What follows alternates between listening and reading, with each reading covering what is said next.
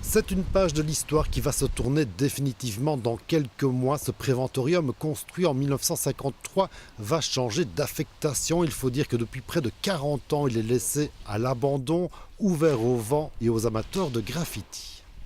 C'est une excellente chose, évidemment, puisqu'on a vraiment cette friche à l'entrée de là et donc de la commune depuis une trentaine d'années. Et donc le but, c'est évidemment de le réaffecter et avec un projet de qualité. Et dans ce cas-ci, je pense que c'est le cas, puisque le groupe qui va entreprendre ces travaux a vraiment essayé de respecter l'enveloppe extérieure et d'amener un projet avec des logements de qualité. Donc on ne peut que se réjouir de la réaffectation et en plus de la qualité du projet. Le site est difficilement et n'est plus accessible pour des raisons de sécurité. Et donc je pense que ce problème-là sera résolu aussi. Et pour le voisinage, je pense que ce ne sera aussi que plus agréable. Le site qui a accueilli d'abord des enfants avant de devenir un véritable sanatorium pour personnes souffrant de la tuberculose a compté jusqu'à 240 lits en tout.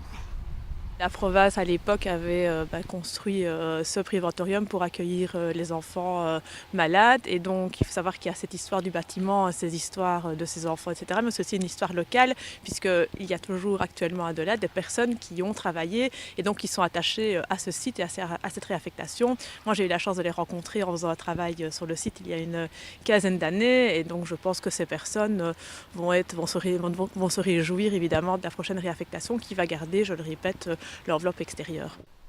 Et après des décennies d'atermoiement, c'est donc la société Guelen Nimo qui a racheté le site et décidé d'y investir avec un vaste projet de 52 logements.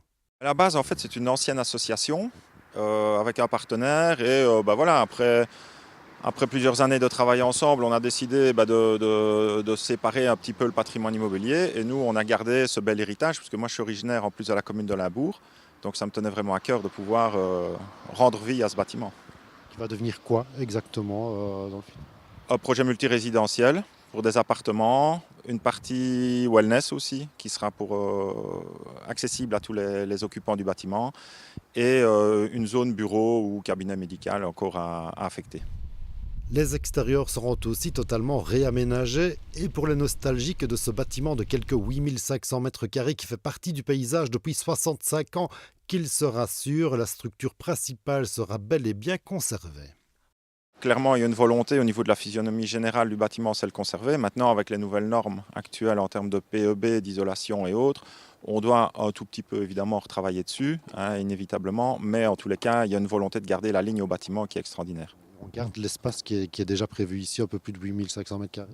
Oui, tout à fait. On conserve exactement les dimensions du bâtiment et on agrandit même un tout petit peu en toiture par rapport au volume existant pour refaire vraiment des beaux penthouses. Quel type de logement va-t-on y trouver? Des appartements essentiellement? Oui, essentiellement des appartements, 2 et 3 chambres, voire plus. Les configurations intérieures pourraient encore être adaptées en fonction des personnes qui s'y intéressent. Et des appartements au niveau de qualité que le groupe Guelen veut toujours faire. Le permis devrait tomber d'ici la fin de l'année. Le chantier de réhabilitation de ce site du préventorium de Delin pourrait débuter dès le printemps prochain.